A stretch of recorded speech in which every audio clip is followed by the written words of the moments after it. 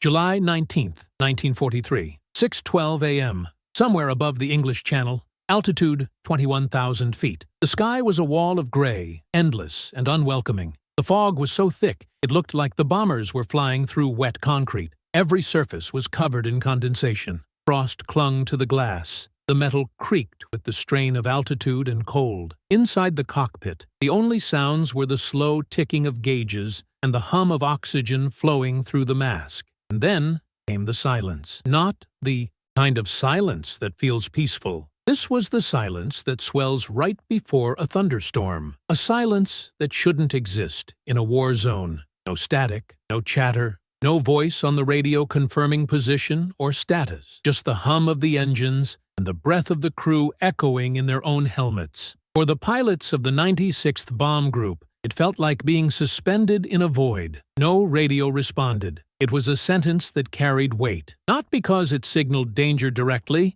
but because it suggested something worse: uncertainty. No one knew if the rest of the formation had made it. No one knew if the weather had scattered them. No one knew if the Germans were already watching, silently tracking them through radar scopes hidden on the French coast. The lead pilot looked over his shoulder. Nothing. Just a wash of gray that went on forever. Behind him, the empty air seemed to swallow the horizon. He tapped the radio again. Static. He tried switching frequencies. Still nothing. The navigator beside him said nothing either, eyes fixed on the map, trying to calculate drift in a world with no visible reference. And then, through the fog, a silhouette. It emerged slowly, a shape, darker than the mist, growing larger and more defined. Another B-17, alone. Off course by a few hundred meters, but fighting its way back into position. The pilot exhaled just a little. They weren't alone after all. Within minutes, more appeared, like ghosts returning from a storm. One by one, they pushed through the fog in silence. Engines steady, wings level, forming up into the pattern they had trained for over and over again in the States. No one spoke, no one celebrated, but a shared truth passed between them in glances and clenched jaws. They were moving forward, and they were not turning back. It's easy to forget now, decades later, just how fragile that moment was. These were not seasoned warriors hardened by years of combat. Most of them were kids, farm boys from Iowa, workers from Pittsburgh, gas station attendants from Arkansas. Many had never flown over the ocean before this deployment, and now they were flying directly into enemy territory with over 5,000 pounds of bombs strapped under their wings and a wall of flak waiting on the other side of the channel. They were trained to follow orders, to hold formation, to trust the mission. But no training could prepare them for that silence, for that realization that if something went wrong, if their aircraft was hit or lost power or fell behind, there might be no one to answer the call, no one to turn back, no one to help. No radio responded. In one of the aircraft, a waist gunner named Bill Lawrence scribbled a note in his flight log. Visibility less than 500 yards. Can't see the ground. Can't see the rest. Praying someone out there can see us. That page was found years later, yellowed with age, the pencil faint but still legible. A human fingerprint left on the machinery of war. There is a certain poetry in how these machines move together. Dozens of bombers rising through the mist, blind yet bound by training and instinct. They couldn't see each other fully, but they flew in perfect harmony. The sound of 4 radial engines, multiplied by 30, created a low vibration that shook the air and the chest. The fog didn't stop the mission. It only made it quieter, more intimate,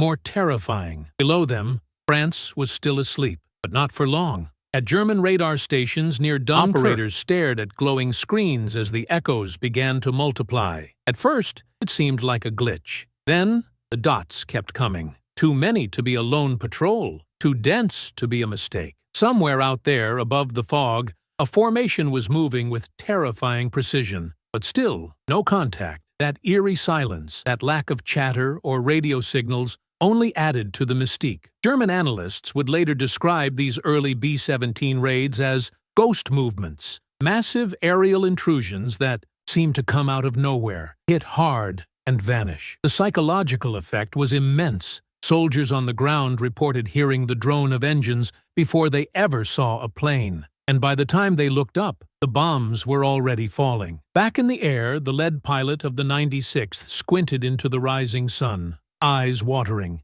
He couldn't see the coast yet, but he knew it was coming. Minutes away now. He checked his watch, then his gauges, then his crew. The silence had given way to the rhythm of procedure. Adjust trim, check mixture, tighten harness, final approach. Still no word from base, still no update from the other groups, but the formation was there, and sometimes that's all that matters. They say courage is not the absence of fear. It's flying anyway, and they did, together, into occupied airspace, into flak, into the unknown. The sky did not welcome them. The fog did not part for them. The radios did not call them heroes. But history would. Let us know comments what moment in WWII history you think deserves more attention. And if you haven't yet, subscribe to the channel to keep these forgotten stories alive. The German ground crews were lighting cigarettes when the first scattered radar echoes flickered on the screens. At the airfield near Lille,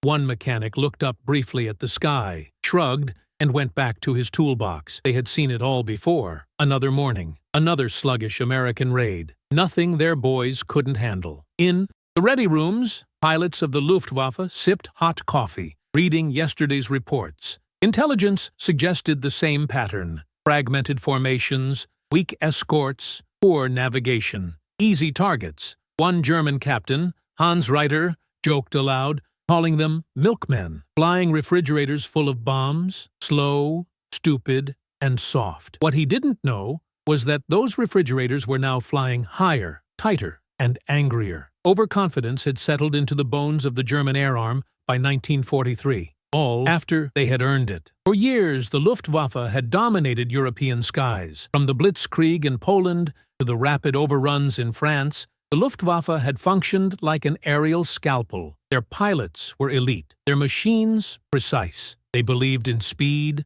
surprise, and surgical strikes. Dogfights were their language. To them, air combat was an art form, and in that art, American bombers were considered clumsy, like bringing a typewriter to a gunfight. But the Americans were not playing the same game. Inside those B-17s and B-24s were kids who had never seen Europe before. 19 years old, 21. They had learned to fly in Texas, trained to shoot in Arizona, and now they were flying into the heart of Nazi-controlled airspace. Their hands trembled on cold throttles. Their eyes scanned skies they had only seen in briefings. Every vibration in the fuselage felt like a warning. Every mechanical creak sounded like doom, yet they kept flying. In one of the lead bombers that day, a co-pilot named James Red Doherty had a photograph of his younger sister taped next to the altimeter. He had promised her he would come back home and teach her to drive. It was a small promise, but that kind of promise was all a man could hold on to when flying into hell. Unlike their enemies, these young Americans didn't carry the weight of tactical legacy. They had no famous aces among them, no polished traditions. What they had was something else: relentlessness, a stubbornness that didn't look like skill, at least not yet. To the Germans, it still looked like ignorance. Their intelligence officers underestimated the pace of American adaptation. They believed the Yanks were simply throwing planes into the fire, hoping numbers alone would win the war. What they failed to grasp was that America had something even more dangerous than experience. It had learning speed. Each raid brought new tactics. Each mission was a lab test in the air. What didn't work on Monday was already being rethought by Thursday, but on that fog-covered morning, none of that was obvious. All the Luftwaffe saw on their screens were dots, dozens of them, moving slowly, predictably. Just like always, arrogance is not always loud. Sometimes it whispers. Sometimes it disguises itself as routine. And, for the German fighter command, routine had become lethal. They launched interceptors late that day, confident that they had time, certain the Americans would flinch first. MPUs, briefings, Luftwaffe squadron leaders were still laughing about past raids, describing how bomber gunners panicked, how formations scattered at the first sign of trouble. What they didn't see was the steel behind the nervous eyes. The young crews aboard those bombers were not fearless, but they had already accepted fear as part of the mission. They strapped it in like another piece of gear. They learned to fly with it, breathe through it. That acceptance made them dangerous. In the belly turret of one B-17, a gunner named Leon Carter was rehearsing his firing arc for the 5th time. He had never shot at a live target, but he knew that if he missed, it might be the end for the entire crew. So he imagined every angle, every possible path of attack. His hands moved like a dancer's, rehearsing a grim ballet he hoped he'd never have to perform. The Germans didn't see him either. They saw the bomber. They saw the machine. They saw the same shape they had seen 100 times before. And they assumed it was the same story. But inside that shape, things had changed. The Americans were beginning to evolve, quietly, internally. Each new crew was building off the pain of the last. Each pilot carried the memory of who hadn't made it home. Tactics were being shared not by command, but by letters, by whispered advice in chow halls, by scars. And that morning, somewhere over the channel, the first signs of that evolution were beginning to show. The formations were tighter, the altitude, the discipline, stronger. Even the silence, once terrifying, had become a kind of shield. The bombers did not need to speak. They moved as one. The German fighters scrambled anyway. As they roared into the sky, they still believed they were about to write another easy chapter in the book of air superiority. They did not know that the book was being rewritten in real time. The bombers were no longer just targets. They were learning organisms. They were flying classrooms of steel and fire. And today,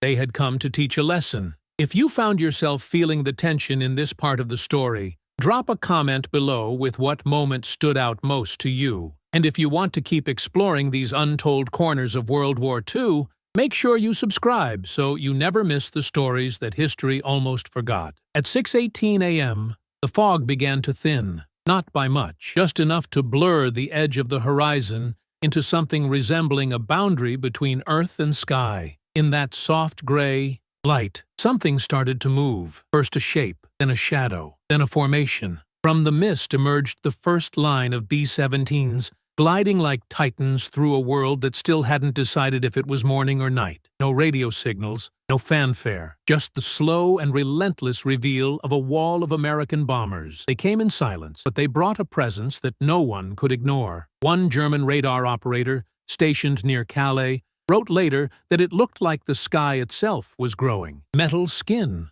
What began as a cluster of dots on his screen became a tide. By the time he realized what he was seeing, it was too late to sound a full alarm. The formation was already inbound, and it wasn't small. It was precise, massive, and completely unlike anything he had seen before. These were not scattered patrols, not broken strings of bombers, limping through the clouds with gaps in their ranks. This was orchestration, a mechanical procession, altitude, spacing, and heading maintained. With mathematical coldness, every B-17 knew its place in the grid. Every crew member knew his role. It wasn't elegance, it was efficiency, and it was terrifying. From the ground, French civilians in occupied villages looked up at the low rumble building overhead. Children pointed. Old men stared without blinking. Even those who had lived through years of air raids said they had never seen anything like it. This was not just another flight. This was a ceiling of bombers,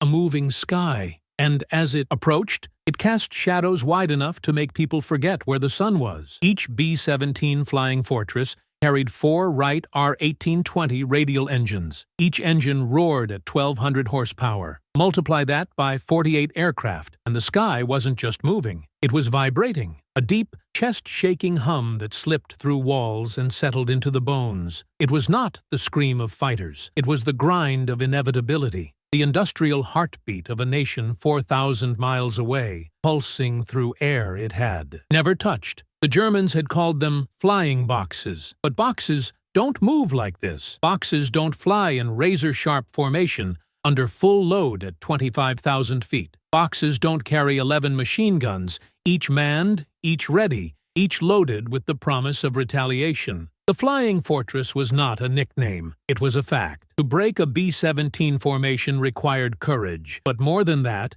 it required timing. German fighters had to dive into those formations at tremendous speed, fire in bursts, and break away before the defensive guns could lock on. It was a deadly dance, and the Americans had just changed the rhythm. The sheer number of bombers in the air that morning forced a new kind of thinking. If even a few slipped through, they could destroy an entire factory. And this formation wasn't sending a few. It was sending a message. The Americans were not probing anymore. They were pushing, testing the edge of what the Luftwaffe could handle. Inside one of the bombers, the navigator scribbled quick updates: wind shift, target time, fuel remaining. But what caught his attention was the clarity. The fog had lifted just enough for him to see the other aircraft clearly now. 48 planes, tight and aligned. And for the first time, he understood the power of formation. Alone, each bomber was vulnerable. Together, they were a machine too large to stop with bullets alone. Back on the ground,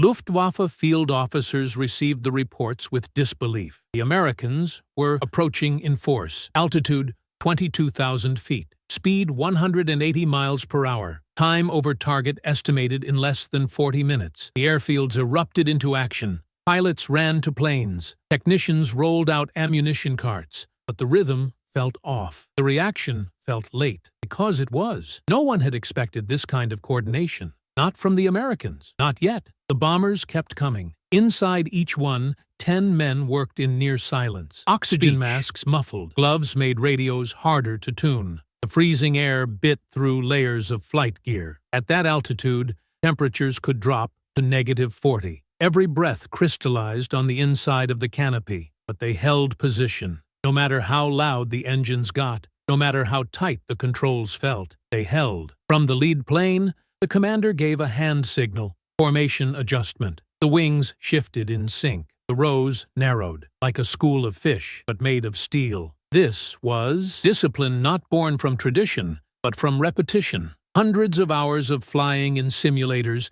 in real air, in practice runs from bases in England. And now, in the most hostile airspace on the continent, it was paying off. They weren't invisible, but they didn't need to be. They were unmistakable. One ground observer from the German side wrote later, "It felt like watching a storm arrive, but the clouds were man-made. These bombers were not agile. They couldn't dodge. They couldn't run. But they didn't have to. Their weapon was not speed. It was mass. Their armor was not just aluminum. It was numbers. Each B-17 had a ceiling of 30,000 feet, a range of nearly 2,000 miles, and inside, over 4 tons of bombs waited to fall. The German fighter pilots knew the math, and it terrified them. Because if this was just one mission, just one morning, then what would tomorrow look like? There's something haunting about silence, followed by overwhelming force. The kind of force that moves not like a strike, but like a tide. And tides don't retreat, they rise. Tell us in the comments what part of this moment in history hits you the hardest. And if you believe stories like this deserve to be remembered with the depth they carry, subscribe now. Let's make sure the echoes of these engines are never lost to silence again. At 7:01 a.m., the horizon began to fracture. Tiny black specks appeared in the distance, far above the tree line and moving fast, faster than feet anything else in the sky. German fighters, Focke-Wulf 190s and Messerschmitt Bf 109s, scrambled in clusters, climbing hard into the thinning cloud layer like wasps awakened too late. They rose, not in formation, but in instinct, and from above, they looked like darts thrown upward by a trembling hand. The Luftwaffe had finally responded. From the cockpit of the lead B-17, the first enemy fighters were spotted at 10 o'clock high. The co-pilot leaned slightly forward, narrowing his eyes. 2, 4, 6, no, 8. They were coming in fast. The call went out over intercoms. Bandits incoming. But there was no panic, no shift in tone, just a quiet tension that settled across every crew position like frost. In the nose of one fortress, the bombardier adjusted his flak helmet, knuckles pale around the grip of his gun sight mount. He muttered something no one could hear. Maybe a prayer, maybe a curse. There was no turning back now. The German tactic was familiar and brutal. Dive fast. Fire once. Get out. They called it the head-on attack. Fighters would scream in from the front, from the exact direction the bombers were flying. At closing speeds of over 400 miles per hour, there were mere seconds to fire. But those seconds were all it took. One pass, one chance to kill. The American gunners had trained for this. In simulators back home, instructors would shout at them to track the attack with their eyes first, then move the gun. Never lead too early. Never flinch. Keep the barrel level, no matter how fast the enemy came. But no simulator prepared them for the real sound. The whine of the dive, the scream of the 20-millimeter cannons, the deafening slap of wind as the German fighters passed within feet of their wings. It was not a battle. It was a test of nerve. One gunner missed his first shot. The fighter flashed past in an instant, so close he could see the pilot's goggles. Then another came in behind. This time he fired. A short burst. The tracers danced upward and vanished. But one hit, a puff of smoke, a fluttering wing. And then a German aircraft spiraled out of control, tumbling toward the fields below. The gunner did not cheer. He did not shout. He simply reloaded. There were still more coming. From the ground, farmers and factory workers looked up to see silver bombers crisscrossing through a sky now dotted with fire and smoke. Dogfights spun above them like tiny storms. Explosions bloomed in the thin air, and from the bellies of the fortresses, spent shells began to fall like rain. Inside the bombers, it was chaos stitched with discipline. Oxygen hoses hissed, radios crackled, gunners rotated in perfect arcs, scanning every quadrant. Sweat froze on faces. Blood ran cold and warm at the same time. They were scared, but their training held. One navigator was hit by shrapnel when a cannon round exploded near the nose. His left side went numb. He kept reading coordinates. He didn't speak. He didn't cry out. He just reached for the grease pencil with his right hand and kept writing on the map board. Because the bomb run wasn't over. In the tail, another crewman reported a kill. He watched the fighter break apart mid-air, wings folding inward before disappearing into the clouds below. Then he shifted to his right window and searched for the next one. The gunners were no longer just defending. They were fighting, and the Germans felt it. In earlier raids, a few passes were all it took to break up the formations. The bombers would scatter. Some would dive. Others would turn back. But this time, the line held. Formation tight. Altitude steady. Guns synchronized. And every second the Germans hesitated was a second closer to the target. One Luftwaffe pilot, Franz Meissner, later recalled in his journal, "We expected fear. We found fire." He had flown 35 missions by that day. He had never seen bombers behave like this. Not like prey, but like machines that had finally learned to bite. In the lead squadron, a top turret gunner counted 8 fighters making their run. He turned his turret and let loose a stream of 50 caliber rounds. His arms shook. His teeth clamped so tight he bit into his own lip, but he didn't stop firing. And when he saw one of the enemy planes peel away trailing black smoke, he didn't smile. He just kept the barrels hot. The bomber crews had started to believe something that changed everything. They could survive this. Not all of them, not every time, but they could fight back. They could resist. The fortress was not just a name. It was real. A shell of steel. A shell of resolve. A shell that, when filled with enough determination, could hold long enough to reach the target. That belief was spreading faster than any German bullet, and that morning, over the rolling farmlands of occupied France, it showed in every second of defiance, in every gunner who fired back instead of flinching, in every pilot who held the formation instead of breaking away, in every crew that stayed on mission, even as the sky turned red. The Luftwaffe came, expecting another walk through the clouds. Instead, they found a wall. What moment hit you hardest in this part of the story? Drop it in the comments and tell us why. And if you want to keep this kind of storytelling alive, subscribe now and be part of the mission to remember what history tried to silence. 8 minutes. That was all it took to shift the atmosphere from overconfidence to confusion. In that brief window, the sky over northern France transformed into a graveyard of expectations. 12 German fighters were confirmed downed. Another 5 were damaged and forced to limp home, some trailing smoke, some missing chunks of wing or tail. And through it all, the American formation kept moving. Bruised, bloodied, but intact. 3 B-17s had taken heavy damage. One had lost its tail gunner. Another had a hole the size of a man torn clean through its nose. The third had an engine coughing thick oil and flames. but they did not. They adjusted. They fell back into the lower section of the formation, where the other fortresses could help cover their blind spots. The bombers moved like a living organism now, wounded but self-correcting. There was something deeply unsettling in that for the Luftwaffe. In earlier raids, American bombers had turned back at the first sign of sustained resistance. Crews would panic, lose formation, try to dive for cover. But this was different. These crews weren't just absorbing damage. They were absorbing doctrine. They were learning in real time. Inside the German command bunkers, the reports started to trickle in. One Luftwaffe captain threw his headset onto the table and asked the question no one wanted to answer. Why are they still flying? The answer was 117 bullet holes. That was the number found later in the fuselage of one of the returning B-17s. It had landed safely back in England, tires screeching as medics raced to the runway. The crew,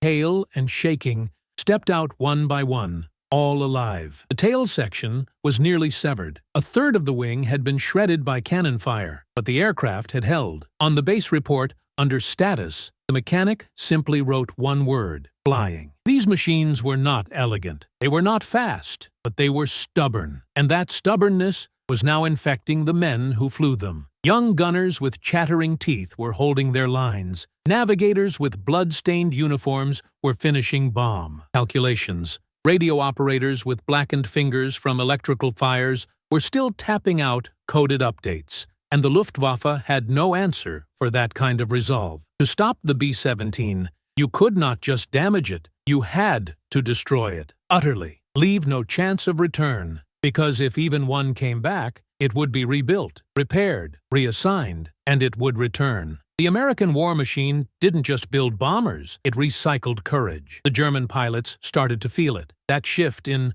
energy. The moment where fear stops being something you inflict and starts being something you absorb. One of them, Oberleutnant Karl Weissmann, later wrote that he had locked eyes with a B-17 waist gunner through his scope just seconds before firing, and in that split second, the gunner fired first. Weissmann pulled up, missed his shot, and watched as a stream of .50 caliber rounds ripped into his left wing. He made it back to base that day, his hands still shaking. The gunners weren't flinching anymore. In the past, German fighters would circle back for second or even third passes, but now they were breaking off sooner, spending less time in the kill zone. The formations were simply too deadly. Every angle was covered: nose, tail, sides, belly. Even the top had a twin 50 turret that could rotate fast enough to track a diving attacker. The bomber was no longer prey. It was a nest of teeth. But the most unnerving part wasn't the firepower. It was the coordination. American crews were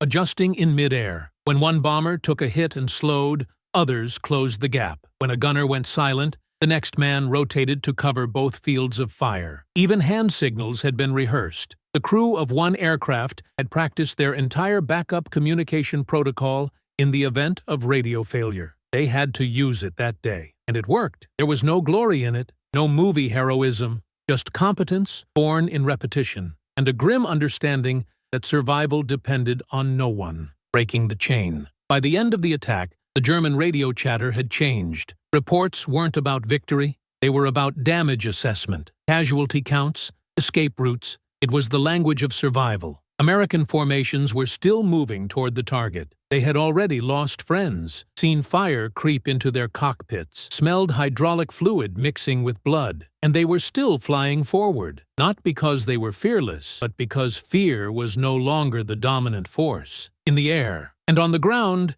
in a bunker just outside Paris, a German intelligence officer reviewed the day's preliminary summary. He underlined a single line 3 times before sending it up the chain. Formation discipline exceeded expectations. That single phrase would become more common in the weeks to follow. It was dry language, bureaucratic, but behind it was something more profound. A realization that these bombers were not simply surviving. They were adapting. They were resisting with more than bullets. They were resisting with structure, with unity, with belief. A belief that a battered bomber could still deliver its payload. A belief that if one aircraft fell, another would take its place. A belief that no matter what fire came their way, they could still fly through it? Have you ever seen resilience like this in another moment of history? Share it in the comments. And if this story made you feel something, even for a second, consider subscribing so more people can feel it, too. Because some stories should never be forgotten. It did not begin in the skies over France. It began in places like Seattle and Detroit. It began with oil-stained overalls and gloved hands moving along assembly lines that never stopped. The B-17 Flying Fortress wasn't just a plane. It was the distilled product of an empire of machinery,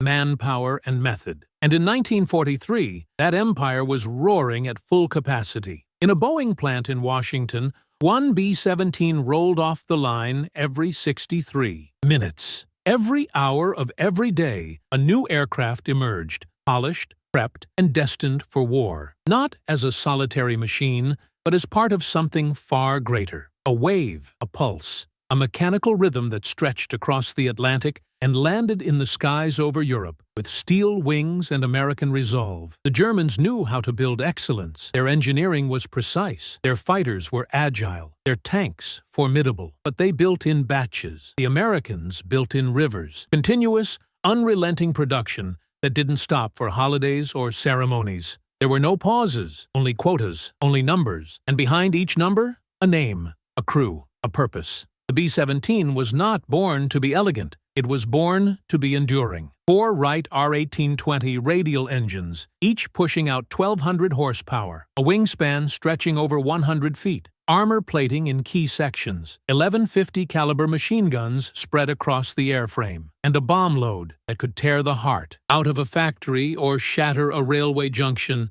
But its most powerful feature was not what it carried. It was how it was built. Modular construction meant that if one section was destroyed, it could be replaced within hours. Wings were swapped like tires, engines unbolted and refitted. Even shattered cockpits could be reconstructed with minimal delay. The aircraft was designed not just to fly, but to recover, to return, to come back from the dead. That design was born from a very specific American philosophy. That victory would not come from brilliance alone, but from volume, from momentum, from making more, faster, and with fewer resources wasted. The American war machine didn't strive for perfection in every piece. It aimed for perfection in scale. It was not a sword. It was a factory-fed avalanche. And the B-17 was its messenger. Inside those aircraft, crews knew it. They felt it in the way the engines roared without complaint, in the way the wings held together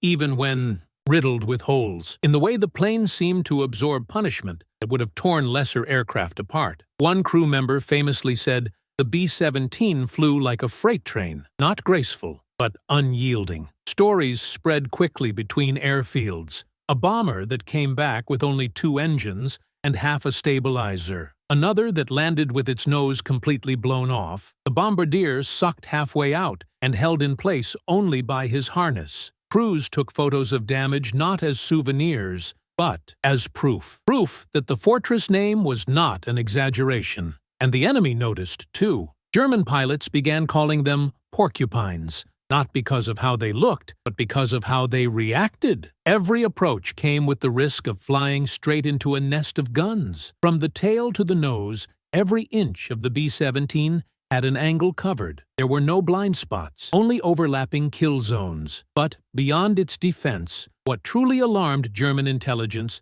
was the rate at which these machines appeared. The skies over France and Germany were no longer visited by bombers. They were filled with them, in waves, in masses. By 1943, the United States was producing nearly 500 B-17s per month. That number was not just a statistic, it was a signal that the war was shifting, that the tempo was accelerating, and that the industrial engine behind those bombers was only getting louder. One Luftwaffe analyst noted bitterly in a report that the Americans were not flying to win individual battles. They were flying to erase the idea of resistance altogether. It was a war of attrition, and the B-17 was attrition made airborne. Every time a bomber went down, 2 more arrived to take its place. And every time one returned with holes and scorched paint, it was patched and pushed back into the fight. The aircraft did not retire. They recycled their own survival. A crew might get a few days to breathe. The plane? It barely had time to cool. This constant cycle created something rare, a sense of permanence, of continuity. Crews began to believe that no matter how fierce the enemy fire became, they would always have the numbers to come back. That belief was more than comfort. It was fuel. It gave meaning to missions that otherwise might have felt suicidal. Because somewhere behind every bombing run was the hum of a factory. Somewhere, a welder was finishing the frame of a new tailgun. Somewhere, a 17-year-old girl in a headscarf was riveting the last plate onto a fuselage that would soon be flying over Germany. These people weren't just building planes, they were building presence. And that presence was beginning to haunt the Reich. Factories that once produced tanks were now targets. Rail lines once considered secure were shredded by high explosives. Oil refineries that fed the German war machine were being struck with frightening accuracy. And the men delivering those bombs were riding inside an aircraft built to be unstoppable, built to be repaired, and most of all, built to return. Return fire, return home, return again. That is what made the B-17 more than a weapon. It made it a statement, not of domination, but of endurance. If this part of the story opened your eyes to just how deep the roots of this war effort reached, let us know in the comments. And if you believe in preserving the memory of those who built, flew, and fought in machines like this, subscribing is one way to keep their legacy flying forward. The first real shift happened quietly, not with headlines or heroic announcements. It happened in the margins of reports, in the subtle language of German high command. Words like recalibrate and reconsider began to appear more frequently. The Americans were no longer seen as just reckless aggressors. They were now being described with another word: persistent. By mid-1943, the Luftwaffe was no longer dictating the tempo of air combat. It was responding to it. And with every bombing mission that returned with more aircraft than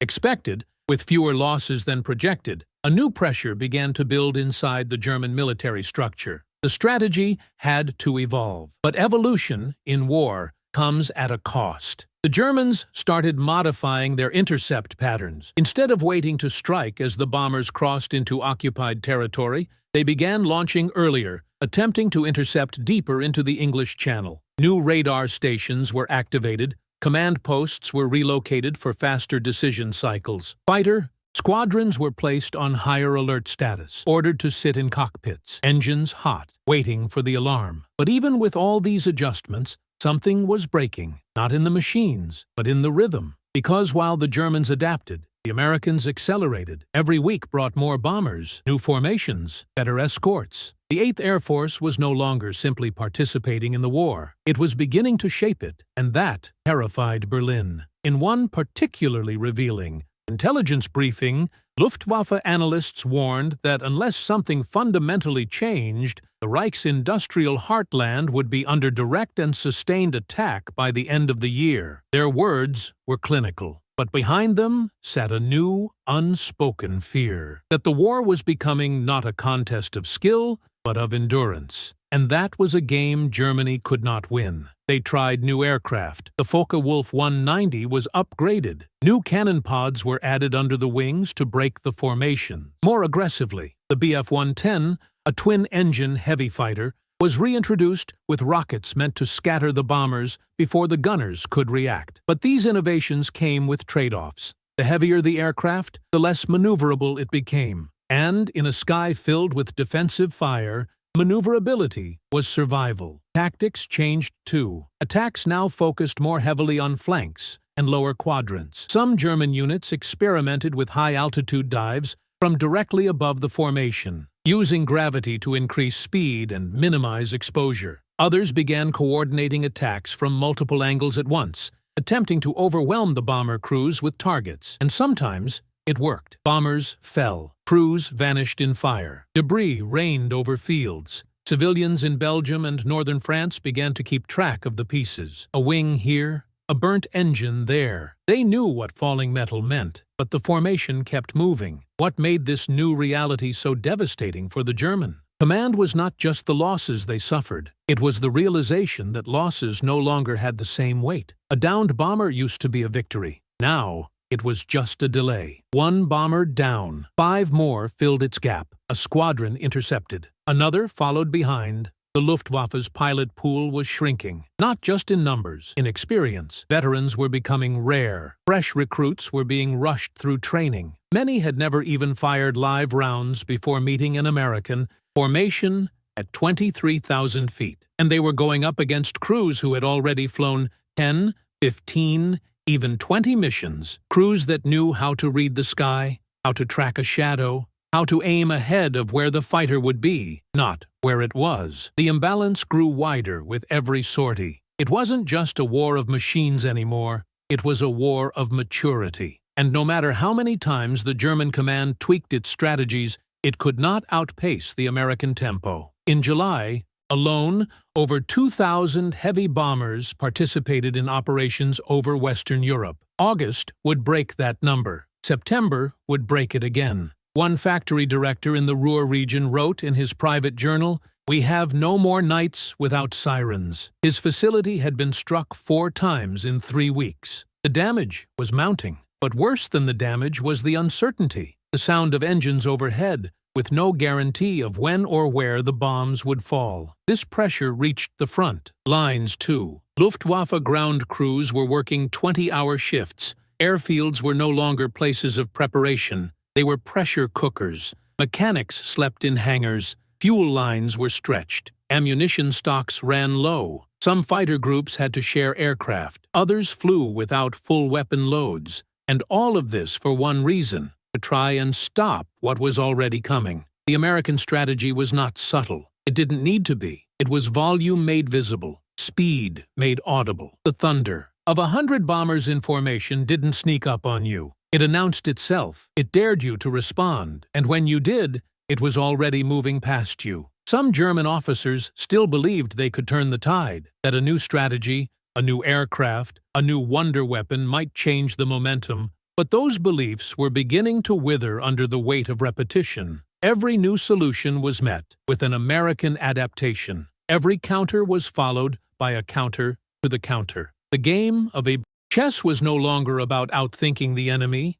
It was about surviving the storm. And in that storm, the B-17s kept flying. If the scale of this transformation surprises you, tell us in the comments what part hit you hardest. And if you want to help carry forward the stories behind the numbers, hit subscribe and become part of a community that refuses to let history fade into silence. At 25,000 feet, the sky was no longer just blue. It was thin, brittle, and unforgiving. The light looked cleaner, but it was deceptive. At that altitude, a man could freeze to death in minutes. Oxygen was a privilege, not a guarantee. Every breath had to be pulled through a rubber mask that clung to the face like a second skin. The inside of every B-17 was filled with noise and silence at the same time. Engines roared like rolling thunder, but inside, each crew member's mind was a kind of stillness. The stillness that comes when survival depends on repetition and restraint. The temperature could drop to -40, not wind chill, ambient air. Your sweat would freeze before it could soak into your flight suit. Frost would creep across the inside of your goggles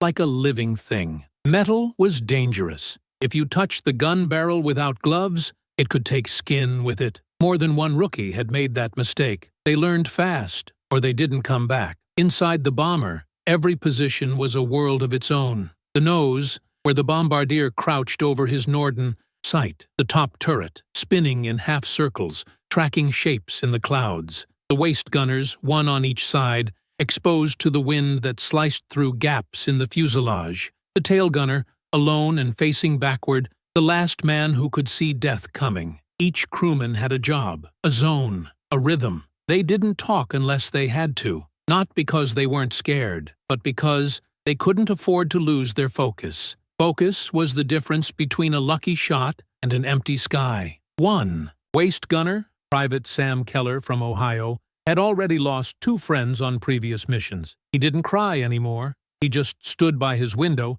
gloved hands wrapped around the grips of his .50 caliber, waiting for the shadows. When the attack came that morning, it came fast. Keller didn't think. He didn't feel. He fired. Short bursts, left to right, track, squeeze, reacquire, fire again. Later, someone would ask him how he managed to shoot down that fighter. He said he didn't even see it explode, just saw it veer off, smoking. That was enough. The tail gunner of another fortress had a different story. His heating element failed 2 hours into the flight. Within minutes, his feet had gone numb. By the time they crossed the French coast, he could no longer feel his fingers. But he stayed in position. When 2 Messerschmitts dove at the formation, he fired 600 rounds. One fighter broke off, trailing a piece of its wing. The other vanished into the clouds. The gunner passed out an hour later. When they landed, his boots had to be cut off. He lost 3 toes. But he lived. So did the rest of his crew. These were not moments of glory. There was no music, no slow motion, just pain, pressure, and the mechanical repetition of survival. Pilots had their own burdens. They couldn't leave their seats. They couldn't stretch their legs. They couldn't relax for even a second. Every vibration in the stick could mean ice on the wings or an engine struggling. Every shift in wind could throw off formation. And in formation, a single mistake didn't just endanger your crew. It endangered everyone flying near you. Mid-air collisions were a constant fear. One slip, one wrong bank, and you could tear another bomber in half without warning. The lead pilot of one group was just 24. He'd flown 19 missions. On his 20th, he noticed Engine 3 overheating. He called out over the radio. The engineer confirmed rising temperature. The pilot knew they could not break formation. Not now, not this close. So they feathered the prop and compensated with the others. The plane slowed. The gunners adjusted their aim zones. The formation tightened around them. It was like watching gears turn inside a clock. Nothing beautiful, but perfectly timed. What most people never saw was what happened between the attacks. The long, quiet stretches where nothing happened but waiting. Waiting for flak. Waiting for fighters. Waiting for the sound of your friend's voice. On the intercom, some men would talk to themselves. Others would repeat checklists over and over, even if they had already been completed. A few wrote letters in their heads they knew would never reach home unless someone else delivered them. In those high altitudes, loneliness was amplified. You could be inches from another man and feel like you were the only person alive. But when the enemy came, that silence broke into something else. Not chaos, not panic, something sharper, colder. It was discipline. The kind that did not come from authority, but from necessity. Every crew had seen what happened to bombers that lost their order, crews that lost coordination, planes that spun out, broke formation, became isolated, and isolation in that sky was death. The enemy waited for gaps. They hunted weakness. So weakness was eliminated not by command, but by instinct. Inside the aircraft, when flak exploded nearby, the whole bomber shuddered. The metal groaned like it might come apart. Shrapnel punched holes in the skin like a fist through wet paper. Yet the plane held, again and again. And as long as it flew, the men inside did their jobs. One navigator had his mapboard torn in half by a burst of flak. The wind sucked his tools out the window. He reached down, grabbed a pencil stub, and continued calculating the bomb run using memory and dead reckoning. When asked how he kept his bearings, he said he followed the coastline in his mind and prayed the coastline had not moved. Faith took many forms in those cockpits. Some men wore crosses, others carried letters, some had drawings from their kids tucked into their breast pockets like invisible armor. One crewman taped a coin to the dashboard. It was from a diner in Missouri. His wife had given it to him the night before he shipped out. He touched it before every mission. He never told anyone why. The cold, the fear, the noise, the fire. It did not forge heroes.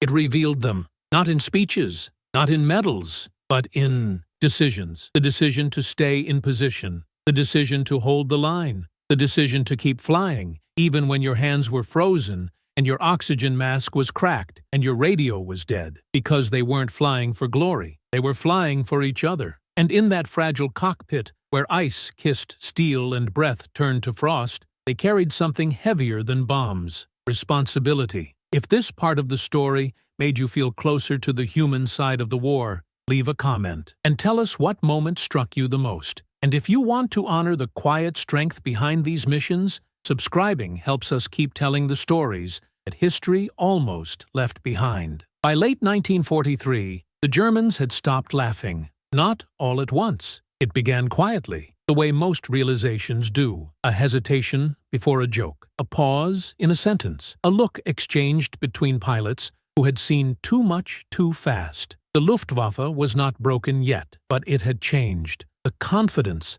that once defined it was thinning, worn down by the steady, relentless arrival of American bombers that just wouldn't stop coming. They had names now: the formations, the black clouds, the metal tide, the daytime ghosts. German soldiers on the ground described the feeling before a bombing run, not just with dread, but awe. They said the air changed, that it vibrated, that the sound was not like thunder or rain or wind, but something deeper, a weight, a hum that grew until it filled the sky with inevitability. They had tried everything: new interceptors, new weapons, twin-engine heavy fighters with rockets, coordinated multi-angle attacks. Some days they inflicted damage, some days they scored kills, but every day the bombers came back, and when they returned, they brought more aircraft, more altitude, more armor, more belief. The war had shifted from territory and tactics to tempo. The Americans now dictated when and where the skies would burn.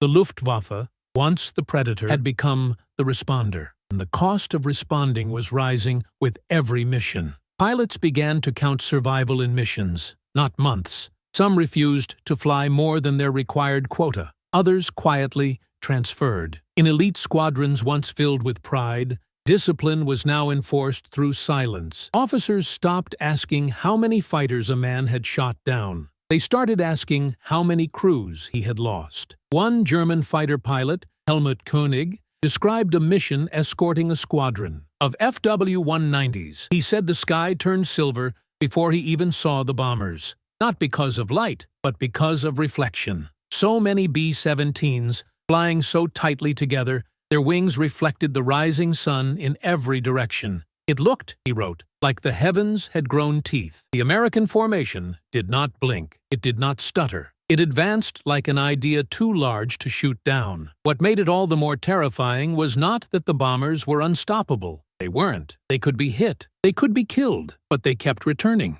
And each time they did, they flew tighter, shot straighter, survived longer. The German high command called for desperation measures. Anti-aircraft guns were reinforced across the Ruhr Valley. Cities were turned into flak fortresses. Night and day operations were coordinated to overlap. Even experimental jets were rushed into service. But time was the one thing the Reich no longer had. Because behind every bomber in the sky was a factory on American soil. Behind every gunner in the waist was a girl in Michigan riveting a wing panel. Behind every mission was a schedule, a supply chain, a strategy powered not by fear, but by determination. And so the Germans watched as their airfields grew quieter, as their veterans disappeared, as their pilots became younger, less trained, more desperate. They watched as fuel became scarce, as parts became precious, as the sky grew heavier and heavier with the sound of something they could no longer control. By 1944, they had stopped calling them targets. They called them machines of war. But the machines had names painted on their noses: Liberty Bell, Hell's Angel, Rosie's Riveter. They had art, flags, names of wives and hometowns, and dreams written in oil-based paint. Because inside every flying fortress, there were men. And those men carried more than bombs. They carried messages. You cannot stop us. You cannot break us. You can kill us, but you cannot make us turn around. Officer wrote in his final field report before his capture, "They fight like they do not care if they die." And that is the scariest kind of enemy. But they did care. They cared deeply about each other, about the mission, about ending the war. And that care, more than armor or engines or guns, is what kept them climbing back into the sky. The Luftwaffe, drained of its edge, began to slip into retreat. Not all at once. Just like the laughter, it faded quietly. And then it was gone. American tanks rolled through the streets of Berlin. The bombers had already cleared the path, not just with destruction, but with defiance. Because what the Germans failed to understand in the early days of the air war was that the B-17 was not designed to scare them. It was designed to outlast them, and in the end, that is exactly what it did. If this story moved you, if it reminded you that behind every bullet point in a history book are real people who lived, fought, and endured, then please leave a comment, share the name of someone in your family who served, or tell us how this part of history affected you. We read every word, and if you believe these stories deserve to live on, click subscribe and stay with us. Another mission is waiting, and the next video is ready on your screen now.